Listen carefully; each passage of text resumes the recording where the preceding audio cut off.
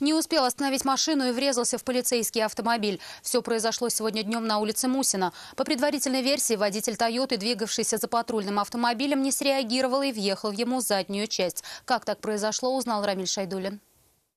По предварительной версии, оба автомобиля двигались по улице Чуйкова и на пересечении с улицей Мусина свернули налево, но далеко уехать не смогли. Водитель «Тойоты» RAV4 вынужденно сыграл в догонялки с полицейским автомобилем. Получается, машина 2107 останавливается резко, мы, получается, тоже в пол тормоза, пытаемся выкручивать руль.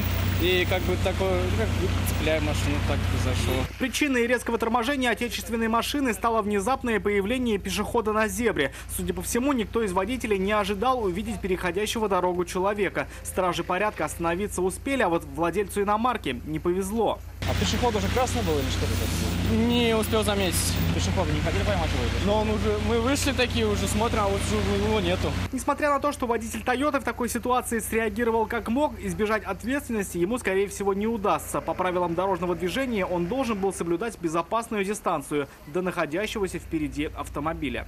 Рамиль Шайдуллин, Айрат Назипов, Азат Самигуллин. Вызов 112.